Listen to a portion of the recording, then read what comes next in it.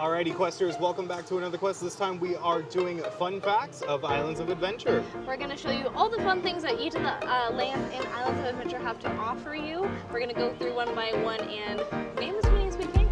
Yeah, starting with Hogsmeade.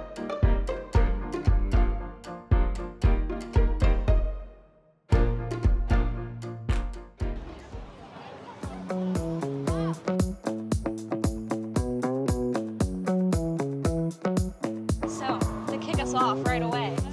Our first fun fact of the evening and of Hogsmeade is that this is actually a one-to-one replica of the train that they used in the movies for all the props and sets and everything. So it's the exact replica.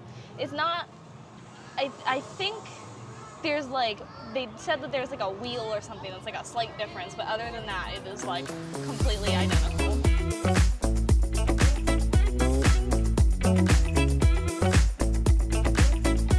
Behind me is the outpost over here in Hogsmeade, where you can actually send mail off. You can drop off letters and such to be shipped back to your home or to friends and family or whatever. It'll actually have a little stamp on it representing Hogsmeade. So, because in Harry Potter universe, owls are the ones that deliver all the mail.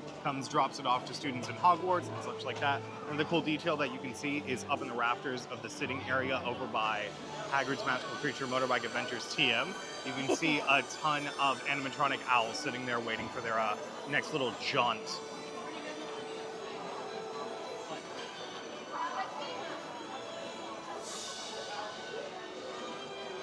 Our next stop takes us over by Hogwarts Castle and Harry Potter and the Forbidden Journey, but not the ride itself.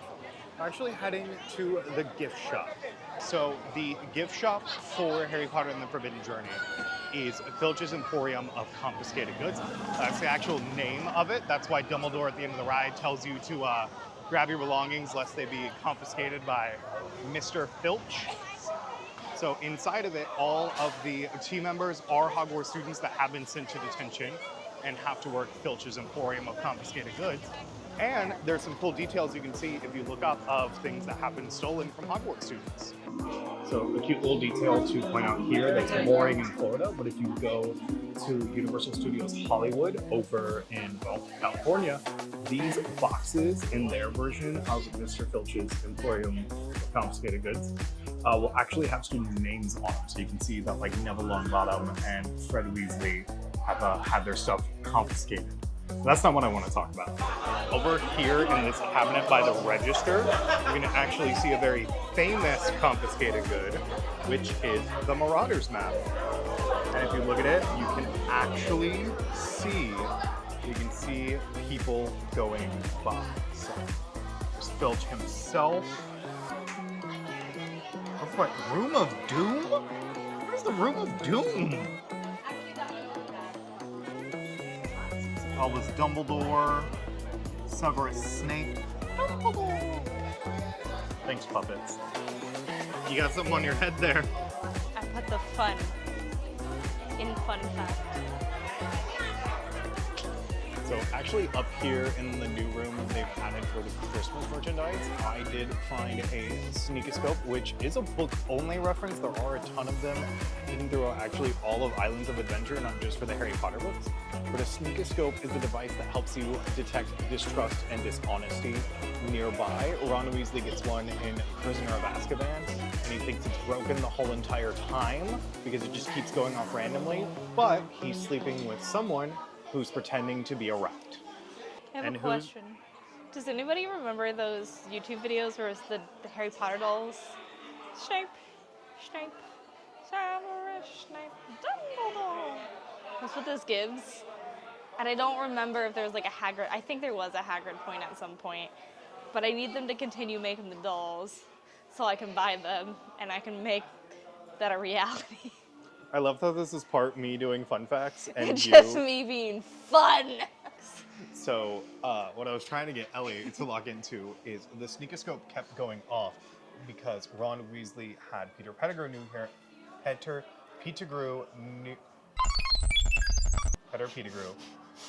Say that 3 times fast. Scabbers was Peter Pettigrew, his rat, pretending to be someone else, and secretly sneaking off to, well, he wasn't at that point sneaking off to talk to Voldemort.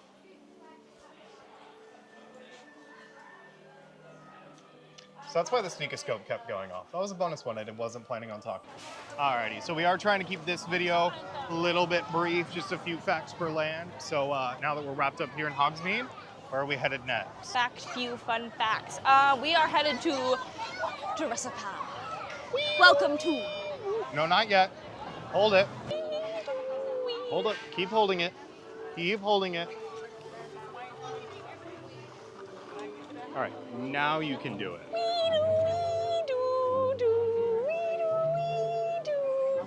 Welcome to Jurassic Park. Now, there are a lot of dinosaurs in Jurassic Park. And we are heading for I'm two one of them. specific ones. Ellie is not one. She's a human girl. But we are heading to find two specific ones over by Velocicoaster. So when you come into Jurassic Park and take an immediate left, you'll see two Velociraptors greeting you for Velocicoaster. These two Velociraptors actually represent something really cool. So if you see when you look at them like this, they are both screaming at each other. One's a little bit higher, one's a little bit lower, but they're definitely both still roaring at each other.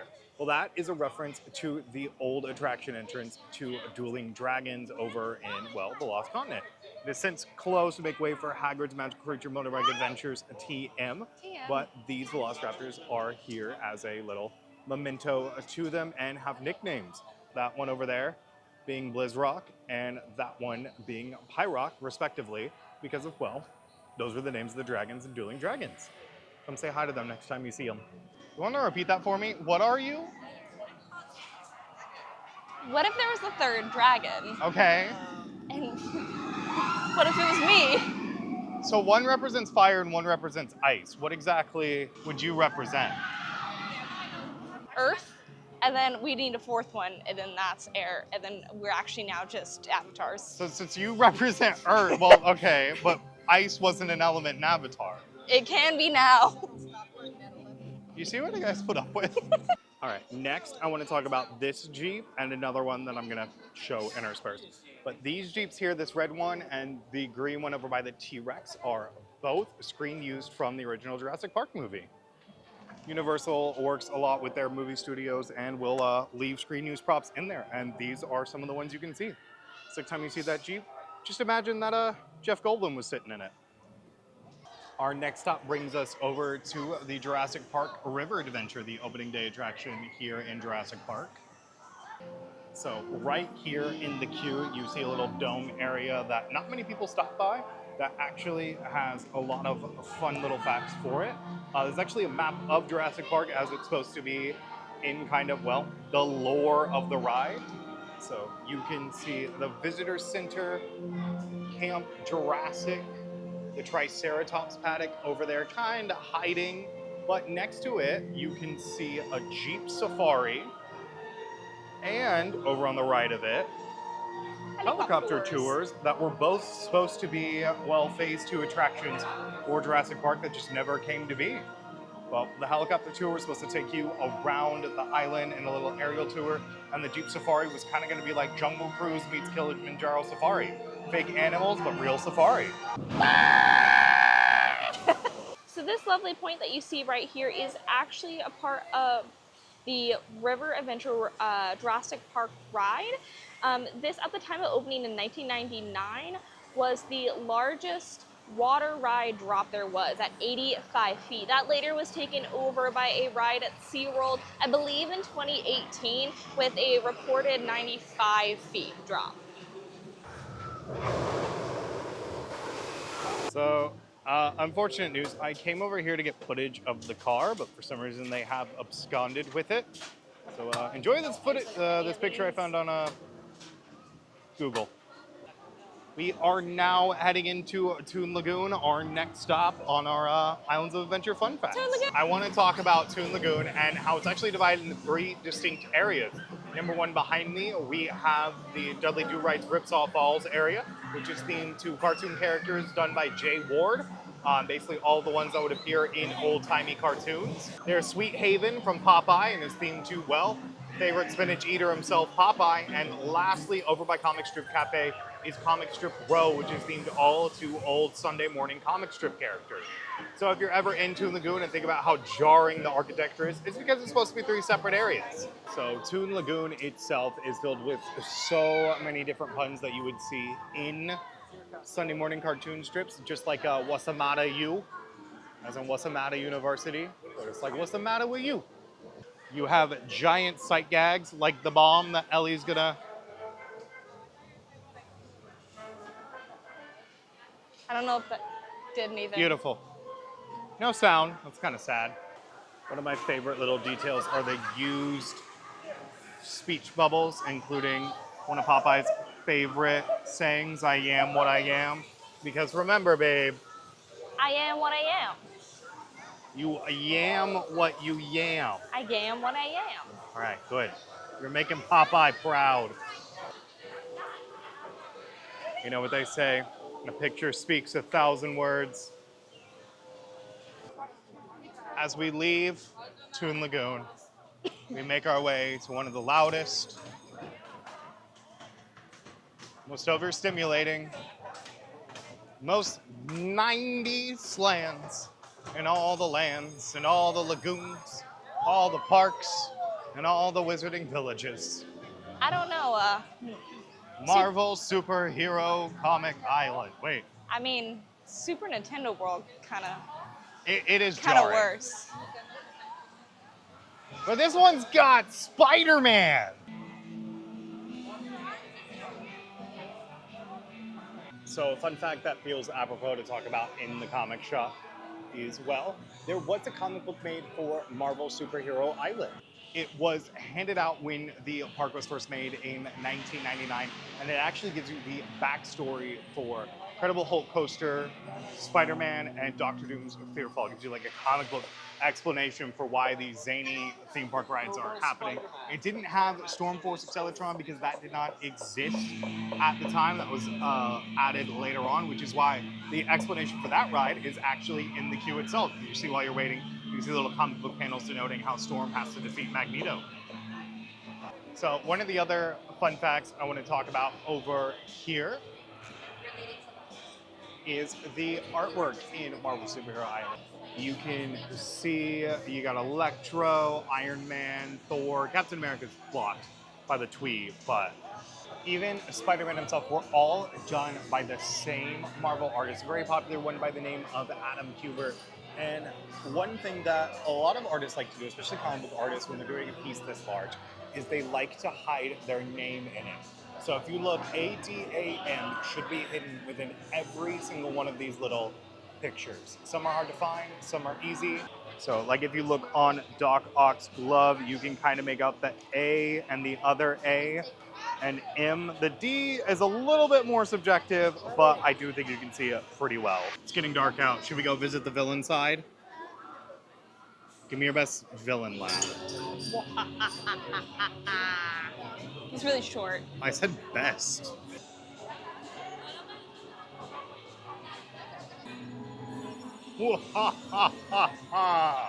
So as many people know, in Doctor Doom's Fearfall, he is trying to harvest our very fears.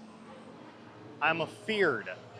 And unfortunately, he has been successful with 4 fantastic heroes. So if you look on the ground and you see these giant burn marks, they're actually supposed to be the Fantastic Four, who have already had their fears and their souls snuffed out by Doom.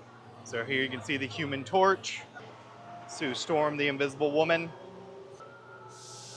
Reed Richards, Mr. Fantastic himself, which I guess makes this the Thing, but that doesn't feel right. I think this is Mr. Fantastic. That one's the Thing.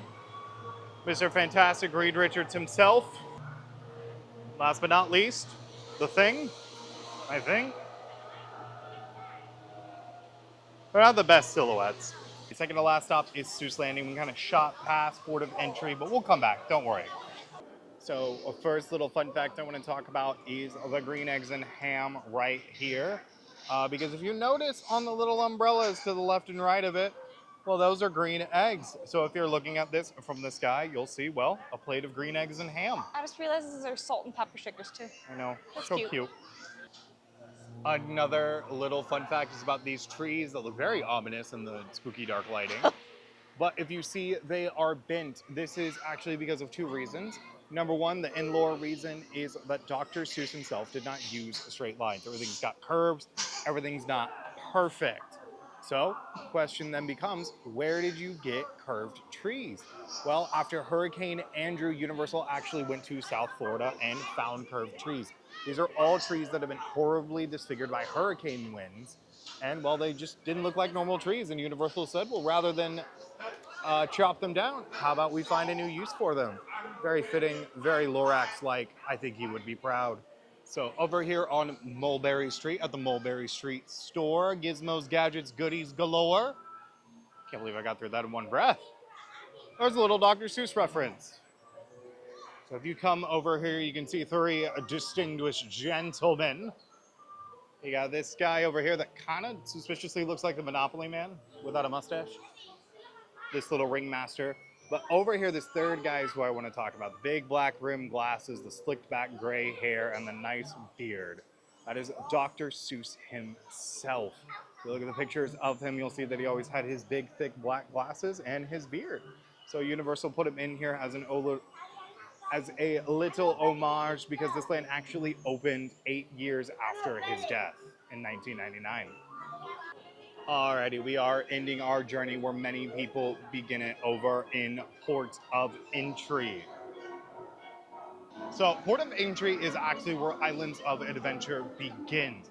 Basically a whole bunch of people gathered here off in the Mediterranean, wherever you want to imagine it being, but based off the architecture, that's kind of what most people presume. And one day, all of these islands appeared. And so, well, the citizens started embracing it. So here you can kind of see blendings of all the different lands in there. If we stop over here, you can see Sumatra Hari, a dance studio over here. But up top of the dance studio, it gives a little slogan from Merlin's Mambo to Stegosaurus Stomp. Well, those are little references to both Merlin Wood in the Lost Continent and Jurassic Park. Obviously, Merlin Wood is no longer there, but you can kind of say it works for Harry Potter. One of my other favorite details I like to talk about is if you like the music in Islands of Adventure, well, you can actually listen to it on Spotify. A couple years ago, Universal got tired of people begging for the soundtrack, so they dropped it on Spotify. It's all there for you to listen to, and they're gonna do the same thing soon with the Celestial Park mix in Epic Universe. How do you feel about the monkey? Oh, she's moved on to the tiger. And our last stop here is going to take us to this mailbox, because it is in fact a mailbox. Just like in Hogsmeade, you can drop off your mail here and it will actually get shipped out via USPS. A fun, exciting fact. I don't know if there's any special stickers that go along with it, but you can see the sign right here that says mail collected by Universal Studios, Islands of Adventure personnel, Monday, Wednesday, and Friday. No post on Tuesdays. And for one of the last fun facts that I have is the Islands of Adventure Lighthouse is based off of a real lighthouse, the Lighthouse of Alexandria. It's a towering structure that was built in ancient Egypt, and it was a beacon for ships entering the port. It was one of the 7 wonders of the world. It was really, really tall, which is what made it one of the 7 wonders, and it stood for about 15,000 years before it unfortunately did get destroyed by earthquakes. But now you can see kind of a replica slash inspiration at Islands of Adventure. Alrighty guys, that's going to bring us to an end on our fun fact quest here at Islands of Adventure. I hope you had fun. I hope you had facts. I hope you had fun facts. And if you did enjoy content like this, please do follow us on all of our social media, where we do try to post daily of a bunch of content. You can join us on there for chats and things. We do also have a Patreon where you can find behind the scenes and get readies with me and other fun content like that. I think that's it, Busters. Yeah, so we'll see you on the next quest. Bye.